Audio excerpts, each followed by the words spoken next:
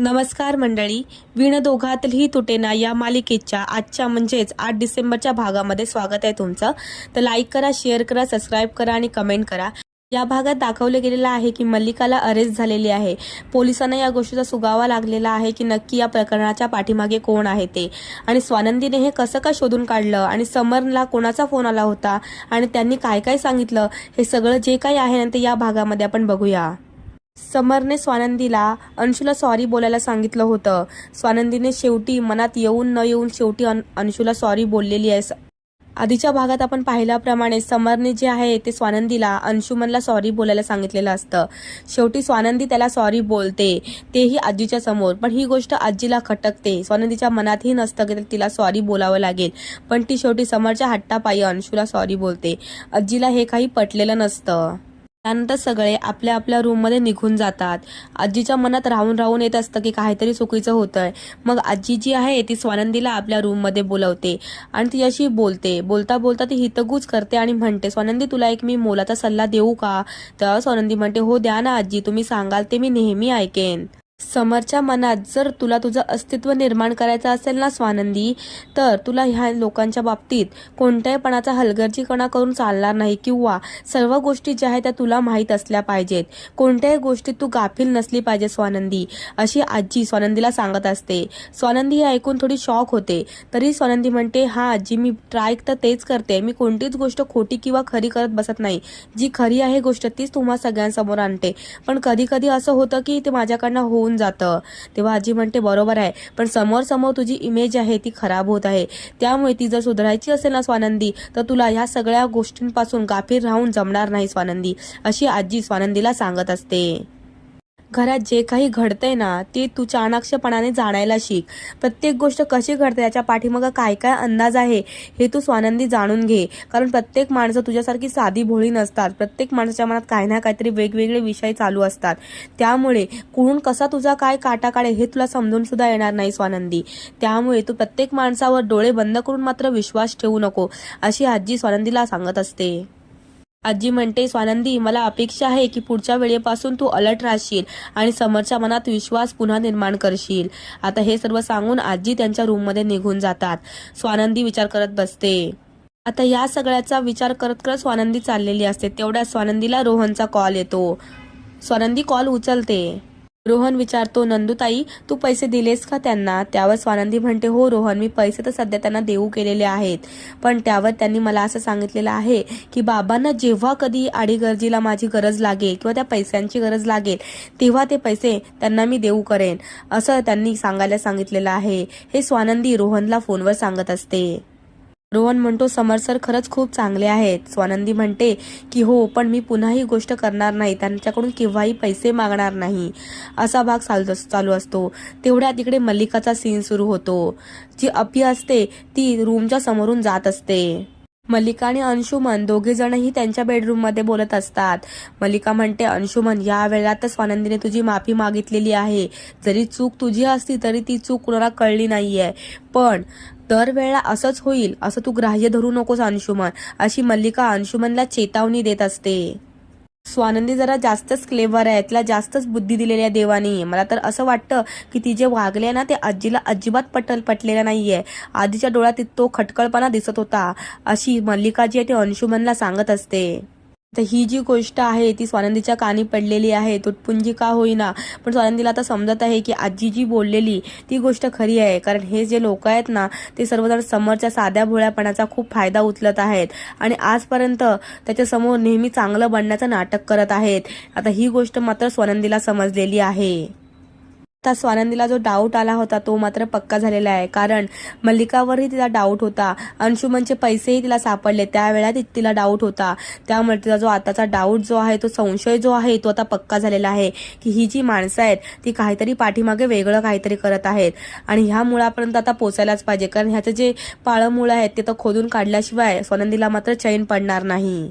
तर स्वानंदीला सगळं आठवत असतं की लग्नाच्या वेळेला बांगड्यांचा कसा झोल झाला, त्यामध्ये ही कशी काय मल्लिका काकू त्याच्यात सामील होती, त्यानंतर आई कशी समोर आली, त्यानंतर साखरपुड्याचा झोल, त्यानंतर जेव्हा ती बॅग घ्यायला गेलेली त्याचा सगळा प्रसंग तिला आठवतो. बॅग छोटी घ्यायची होती, पण मल्लिका काकूच्या हट्टापायी मोठी बॅग दाखवावी लागली आणि त्याच बॅगमध्ये सर्व काही सापडलं. हे सर्व काही आता फ्लॅशबॅकमध्ये स्वानंदीला आठवत असतं. तिला तर ह्या सगळ्यांचे चेहरे मात्र कळलेले असतात. स्वानंदीला आता मात्र हमखास वाटत असतं की मल्लिका काकू काहीतरी पाठीमागे डाव खेळत आहे. आता हे सत्य जे आहे ते आपल्याला शोधून काढलंच पाहिजे, ह्याच्या मुळाशी आपल्याला गेलंच पाहिजे, अशी ती विचार करत असते. आनंदी विचार करते, जे पोलीस आपल्याला भेटले ते आपल्या खूप चांगले ओळखीचेच आहेत. त्यांची मदत घेऊन आपण ह्या सगळ्या गोष्टी फाइंड करू शकतो, यांच्या मुळापर्यंत पोहोचू शकतो. पैसे तर आता मिळालेले आहेतच आपल्याला, पण दागिन्यांचा प्रसंग कसा काय ओढवला, त्याच्यामुळे त्याच्यामध्ये कोण कोण असेल, हे सगळं काही जे आहे ते स्वानंदी विचार करत असते. स्वानंदी लगेच जाऊन पोलिसांना भेटते आणि त्यांना म्हणते की सर, मागच्या टायमिंगला एक कंप्लेंट आली होती दागिन्यां रिलेटेड. ती समर राजवाडेंनी लगेच मागे घेतली. हे तुम्हाला आठवत आहे का? त्यावर ते म्हणतात हो मला आठवत आहे. त्यावर स्वानंदी म्हणते हा, त्या कंप्लेंटचं पुढे काय झालं? त्यावर तो म्हणतो की काही झालं नाही मॅडम, त्यांनी मागे घेतल्यामुळे त्या कंप्लेंट रफादफा करून टाकली गेली. स्वानंदी म्हणते मला ती कंप्लेंट जी आहे ती पुन्हा रिओपन करायची आहे, म्हणजे जे काय खरं सत्य आहे ना ते समजेल, कोण ह्याच्या पाठीमागे आहे ह्याचा पूर्ण सुगावा लागेल, अशी स्वानंदी इन्स्पेक्टरला बोलत असते. इन्स्पेक्टर साहेब म्हणतात त्यावेळेला लगेच कंप्लेंट मागे घेतल्यामुळे त्याची FIR दर्ज केली गेली नव्हती, त्यामुळे आता तुम्हाला पुन्हा FIR टाकावी लागेल आणि त्यानंतर आम्ही त्याच्यावर इन्व्हेस्टिगेशन सुरू करू आणि इन्व्हेस्टिगेशन रिपोर्ट तुम्हाला द्यायला आम्हाला ॲटलिस्ट 4 ते 5 दिवस लागतील, असे इन्स्पेक्टर स्वानंदीला सांगत असतात. स्वानंदी म्हणते ठीक आहे साहेब, मी कंप्लेंट पुन्हा टाकते. FIR तुम्ही नोट करून घ्या की माझ्या आईवर जो आळ आलेला होता तो मला काही खरा वाटत नाहीये. तो आळ जो घेतला गेला होता त्यामध्ये काही तथ्य नसल्याचं मला वाटतंय. त्या पाठीमागे कोणीतरी आहे, त्याचा पूर्णपणे तपास करावा अशी माझी विनंती आहे, अशी स्वानंदी इन्स्पेक्टर साहेबांना म्हणते. कॉन्स्टेबल लगेचच ती कंप्लेंट राईट करून घेतो आणि त्यानंतर त्याची FIR दर्ज करतो. स्वानंदी म्हणते की सर, ह्याचं इन्व्हेस्टिगेशन संपूर्णपणे पूर्ण होत नाही ना तेव्हापर्यंत माझ्या घरी, म्हणजेच माझ्या माहेरच्या घरी सरपोतदार फॅमिलीकडे आणि राजवाडे फॅमिली, दोन्ही फॅमिलींना ह्या गोष्टीच्या बद्दल काही समजता कामा नाही. ही रिक्वेस्ट माझी तुम्ही नोंद करून घ्यावी, अशी स्वानंदी इन्स्पेक्टर साहेबांना म्हणते. इन्स्पेक्टर साहेब म्हणतात ठीक आहे, आम्ही असं करू, जेव्हा आम्ही इन्व्हेस्टिगेशनला तुमच्या घरी किंवा तुमच्या माहेरच्या घरी जाऊ तेव्हा आम्ही ड्रेस कोडमध्ये जाणार नाही, असंही त्यांना इन्स्पेक्टर साहेब सांगतात. आता रोहन जो आहे ना तो समरच्या ऑफिसमध्ये आलेला असतो. रोहन म्हणतो समर सर, खूप उत्तम केलं तुम्ही की पैसे घेतलेत, ते बाबांच्या जीवावरचा ओझं हलकं झालेलं आहे, त्यांना आता एकदम हलकं वाटत आहे आणि आमचंही आम्हाला चांगलं वाटत आहे की आम्ही मालाने तुम्हाला ते पैसे परत केलेले आहेत. त्यावर समर म्हणतो की अरे रोहन, मला ह्या सगळ्याची काहीच गरज नव्हती, मी आधीच बाबांना सांगितलं होतं की या पैशांना परत करायची कोणतीच गरज नाही आहे, तरीही त्यांनी मला हे परत केले. त्यावर रोहन म्हणतो नाही सर, ते पैसे तुमचेच आहेत, चूक आमची होती, असं बोलतो.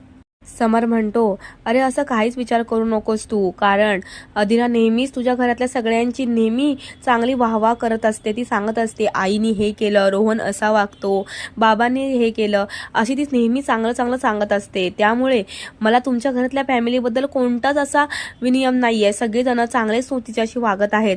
पण आता जे मी तुमच्याशी काही रूढ जर वागलो असेल ना त्याबद्दल तू विचार करू नकोस, कारण ते माझ्या प्रसंगाअभावी तसं झालं होतं, असं समर रोहनला म्हणतो. कारण समरलाही थोडा खेद वाटत असतो की तो काही गोष्टींच्या बद्दल रूढ वागला होता सगळ्यांसोबत त्याच्याबद्दल.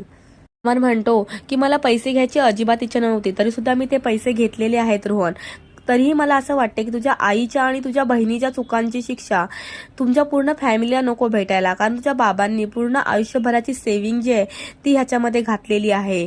सुष्मिता आणि आईच्या ह्या चुकीमुळे एवढी मोठी गोष्ट त्यांच्या हातातून गेलेली आहे, ह्याचं मला खूप वाईट वाटतं रोहन. पण जेव्हाही गरज लागेल ना तेव्हा तू माझ्याकडनं ते पैसे मागून घे, ते मागायला तू हिचकिचू नकोस, तू कधीही माग, मी तुला देईन, असं समर त्याला आश्वासन देतो. रोहन म्हणतो नाही सर, जेव्हा लागेल तेव्हा मी तुम्हाला नक्कीच सांगेन, पण आम्ही आमच्या लेवल बेटर हँडल करू, असं रोहन समरला प्रेमाने सांगत असतो. तर स्वानंदी डायरेक्ट आलेली असते ज्वेलर्सच्या दुकानात. तिथे गेल्यावर सांगते सर, तुमच्या इथे जे जे वर्कर्स कामं करतात ना त्यांच्या इथे माझ्या आईने जेव्हा जेव्हा भेटी दिलेल्या आहेत आणि कोणते कोणते दागिने गहाण टाकलेले आहेत ना त्याची नोट असेल, ती त्याच्याबद्दल ती इन्क्वायरी करते. नंदी विचारते की सर, तुम्ही खोटे दागिने सुद्धा बनवून देता का 1 ग्रॅम ज्वेलरीमध्ये? त्यावर ज्वेलर्सवाला म्हणतो, मॅडम असं काय नाही. स्वानंदी पुन्हा विचारते, तुमच्याकडे 1 ग्रामचे दागिने बनवून दिले जातात का? त्यावर तो माणूस म्हणतो की मॅडम आमच्या इथे फक्त आणि फक्त सोन्याचेच दागिने मिळतात, ते पण 52 काशी सोने बस. ह्याच्या व्यतिरिक्त कोणतेच दागिने आमच्याकडे बनवले जात नाहीत. म्हणूनच आमच्या इथे राजवाड्यांच्या बांगड्या लगेच सापडल्या गेल्या ना. इथे फक्त सोन्याचाच व्यवहार होतो. आता स्वानंदी विचार करते, हे कसं काय पॉसिबल झालं असेल? आईने बांगड्या कुठून बरं आणल्या असतील? स्वानंदी त्याला दुसरा प्रश्न करते, सर मला एवढंच सांगा की ह्या ज्या राजेशाही बांगड्या आहेत त्याच्या तुमच्याकडे डुप्लिकेट डिझाईन रेडी असतात का? त्यावर ज्वेलर्सवाला म्हणतो की नाही मॅडम, ह्या तर तुमच्या पुश्तेंनी बांगड्या आहेत, खूप जुन्या, आणि त्याची तुम्हाला डिझाईन भेटणं आता तरी पॉसिबल नाहीये, कारण हे काम खूप असं बारीक काम आहे आणि एवढ्या बारीक कामाच्या बांगड्या आता तरी भेटणं आणि ते पण एकदम डिक्टो सेम भेटणं अजिबात पॉसिबल नाहीये, असं ज्वेलर्सवाला जो आहे तो स्वानंदीला सांगतो. तर स्वानंदीचा विश्वास जो आहे तो अजून पक्का होत असतो की नक्कीच मल्लिका अंशुमन ह्यांचा काहीतरी डाव असला पाहिजे ह्याच्यामध्ये सुद्धा, आणि आईला अडकवलं गेलं असलं पाहिजे. स्वानंदी जी आहे ती लगेच तिच्या आईला फोन करते. मंदा म्हणते, स्वानंदी कशी आहे? त्यावर स्वानंदी म्हणते, छान आहे. ती म्हणते, सगळं राहू दे, मला एक गोष्ट सांग की तू या खोट्या बांगड्या कुठून बरं बनवून घेतल्या होतास? या बाबतीत काहीच खोटं बोल नको, जे खरं आहे तेच सांग. मंदा आता हा प्रश्न ऐकून खूपच घाबरते. मंदा म्हणते, स्वानंदी सोड ना ते सगळं, तुला आता काय करायचंय ते सगळं? त्यावर स्वानंदी म्हणते, आई खरं खरं सांग, तुला बाबांची शपथ आहे, तुला माझी शपथ आहे, जर तू मला सांगितलं नाहीस खरं तर मी तुला बाबांना सांगेन की बोलू नका तुझ्यासोबत आणि घरात तुझ्याशी कोणीही बोलणार नाही. शेवटी मंदा घाबरते आणि तिला सगळं खरं सांगायला सुरुवात करते. आता मंदा मात्र सत्य बाहेर काढते की त्या मला तुझ्या सासूनी म्हणजेच मल्लिका मॅडमने त्या बांगड्या मला तयार करून दिल्या होत्या, अशी मंदा जेव्हा स्वानंदीला सांगते तेव्हा स्वानंदीच्या तळपायाची जमीनच सरकून जाते. स्वानंदीला ही गोष्ट मात्र पक्की झालेली आहे की जे ती सगळं शोधत आहे ना तेच आता खरं आहे. ते पोलीस जे ते इन्व्हेस्टिगेशनला गेलेले आहेत. इन्व्हेस्टिगेशनला गेल्यावर त्यांनी तिथल्या जवळपासच्या माणसांजवळ चौकशी केली. त्यानंतर त्यांनी तिथले सीसीटीव्ही फुटेज चेक केले आणि त्यात त्यांना जे काही सापडलं त्यानंतर लगेच पोलीस कॉन्स्टेबलनी समरला आणि इन्स्पेक्टरला दोघांनाही फोन केलेला आहे. समर पोलीस इन्स्पेक्टरचा फोन बघून खूप घाबरला होता. त्यावर ते म्हणाले की कशासाठी फोन केला बरं तुम्ही? इन्स्पेक्टर म्हणतात की जी तुमची केस तुम्ही क्लोज केली होतीत ना, की चोरीचा आरोप होता त्याच्याबद्दल बोलायचं आहे. समर म्हणतो, ही केस ओपन कोणी केली हे पहिल्यांदा मला सांगा. त्यावर इन्स्पेक्टर मात्र काहीच उत्तर देत नाही.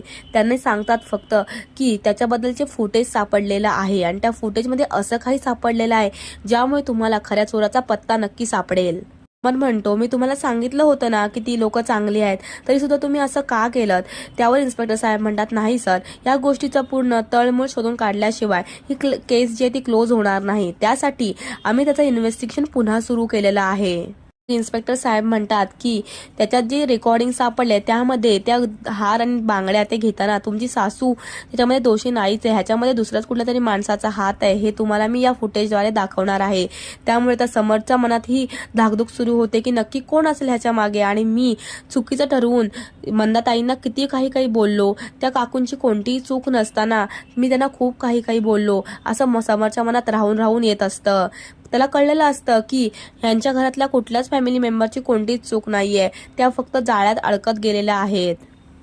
पोलीस म्हणतात की तुम्हाला जाणून घ्यायचं आहे का नक्की ह्याच्यामध्ये कोण इन्व्हॉल्व आहे ते? त्यावर समर म्हणतो, हो सांगा ना नक्की, मला कळत नाही की कोणी केलं हे सगळं, कोणी थर्ड पार्टी माणूस आहे का?